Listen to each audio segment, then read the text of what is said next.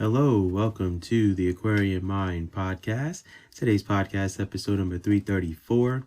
I'm your host, Jamel Crothers. You guys know what time it is. It's Mondays with Mello. Today, a real good one. They want you docile and sedated.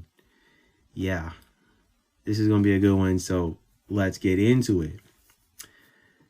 Now, it's time to share what you probably already know. The evil people who run the world, they want you docile and sedated. Not necessarily from a medication standpoint, but from all other aspects. Now, we all know the medical industry is bad news here in the United States, so there's no need to delve into the business of the pharmaceutical industry. Now, what I want to delve into is how they want us all to really be robotic. Wake up, go to work, make corporations money, go home, and repeat the cycle. 5-day work weeks, 2 days to recover. That really doesn't add up to me at all. They don't care about you and your well-being at all. When I say they want you docile, it's in a mental state of just existence. And sadly, the majority of the world thinks they're living, but in actuality, people are just existing. There's no substance to their lives other than work, paying bills, and maybe doing something fun from time to time. The irony of it is most corporations only give you 2 weeks of vacation time. So just think, you start a new job, you have 2 weeks of vacation, right? And then you got to work a certain amount of years to, let's say, get an additional week. And then you got to, work another few years to get another week. Like, it's how a lot of corporations work.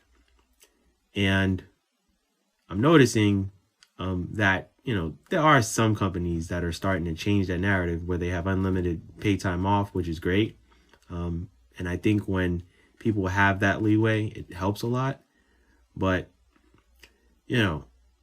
having vacation time is great, whether you go away, whether you don't. Now, granted, some companies, are getting better. Where I work, you have a set amount of days. That's just what it is, and that's it. Now, if companies cared about your well-being, they wouldn't have all these guidelines for paid time off, right? So working for a company every day to get off of work and want to be sedated. And what I mean by that is you immerse yourself in entertainment, whether it's sports, television, movies, whatever the case is. Now, don't get me wrong. There are a lot of documentaries and, crime shows that kind of teach you things. So I'm not going to sit here and say all TV is bad, but I will say a good amount of it isn't the best. Now, the constant distractions of, let's just say, social media, right, is to keep us on their apps. Instagram, TikTok, YouTube, Facebook, Snapchat, you name it, they have it, right? And while some of us use it as a tool to communicate, which we're starting to do more of these days, they want you watching their stuff, and they want to put ads in front of your face.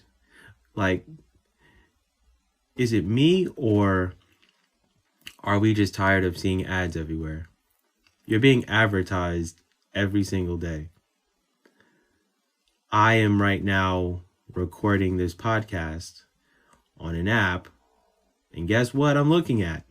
An ad on the top of the screen. It's rectangular and it's not huge, but it's noticeable, right? It's a total ad block ad, and it's turn off your ads, right? So I'd be hitting that and then going into something and paying for stuff. Like, you're just being inundated with constant marketing and being advertised to every day, right? They are constantly watching your every move, right? They don't want you thinking for yourself. They don't want you to realize that there's more to you than what you do every day. And there's this whole narrative of, the younger generation not wanting to work. I think it's more of a lot of the younger generation are seeing it for what it is. They are fully aware of what their parents are going through and how their parents are living, and they're like, no, that's not what I want to do with my life. Now, there are hard workers within the younger generation. There are. And then there's some that just don't, they just don't give a damn. So it's half and half. It's not everybody doesn't want to work, right? I think a lot of people just don't want to deal with the rat race and running on a hamster wheel. And that's what the majority of this world does, right? So back to the entertainment aspect of this now. Now, television content is honestly to keep us docile and not wanting us to chase our goals, aspirations, and dreams, right? Because after you've worked your long day, why would they want you to focus on what you love or what you're passionate for? Now, if you have the corporate America job and you're living the American dream, quote unquote, great, mazel tov, this really isn't for you. But if you work a job that's monotonous, mundane, and, it, pays whatever it needs to pay for, whether it's rent, cell phone, internet, food, car payments, car insurance, whatever it is, right? Great. But a lot of television content is just there, right? And they give you everything. Horror, scary movies, comedy, you name it, they have it. Drama. So they're going to give you everything possible because at some point you're going to like something. You ever stop to think that with television content, they have every single app possible, right? So you've got Paramount, Showtime, Peacock, Netflix, Hulu, Stars, HBO Max. And that's just naming a few off of the top of my head. And then there's Tubi. There's so many that you lose track after a while, right? There's Vudu, and I think there's a Fandango app to watch movies. It's just you have so many options, right?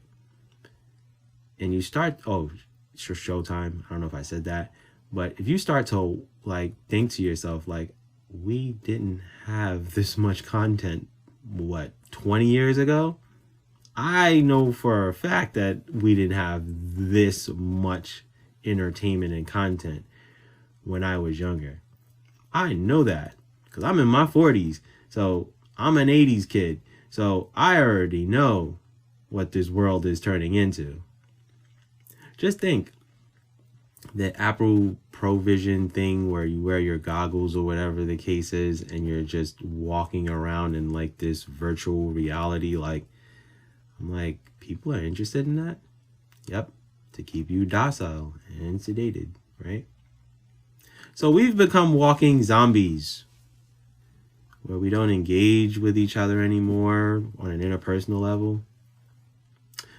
Funny thing is I'm getting better at it because I'm so busy with content and creating, these podcasts for you guys and, creating, all different kinds of content for social media and, writing all of these books. So I am a little bit more personable.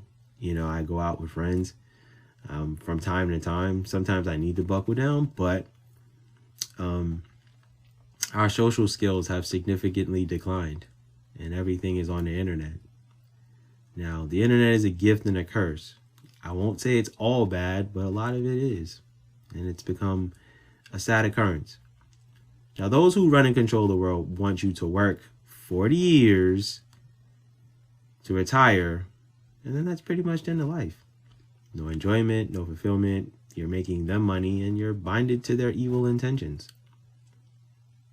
So how do we break away from it? I know. By living our lives on our own terms and taking back control of who we're meant to be.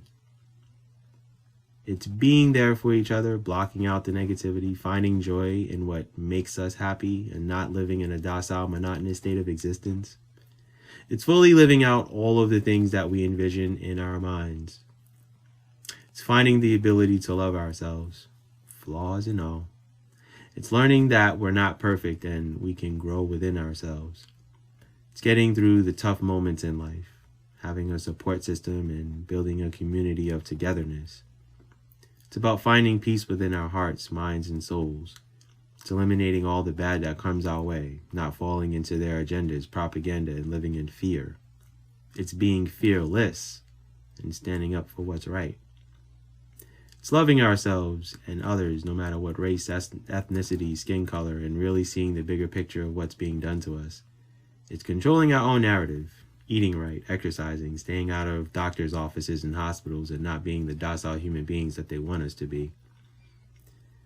It's being spiritually inclined to constantly focus on yourself and the people around you that do care about you and want to see you do well. And it's not easy. I never said that any of this would be easy. It's a constant state of keeping yourself even-keeled and balanced. So think about it. We can all achieve it if we really believe we can. All right, that's the podcast for today. I thank you for listening as always. TheAquariumMindPodcast.com is the website. Aquarium Mellow is where you can find me on Instagram. I'm on Instagram posting a lot of stuff lately. If you do live in the Phoenix, Arizona area, and any of the other cities outside of it, Mesa, Tempe, Scottsdale, etc., Chandler, Gilbert, Peoria, I will be at an author meet and greet on Saturday, and it will be in Tempe, Arizona. I think it's 1145 West Alameda Drive, and I will be having 7 of my 57 books. My next book does release on Friday. It's called I Didn't Die. So I will be talking about that book on Book Insight Friday. So I'm out of here. Have a good week. Be good and go accomplish your goals.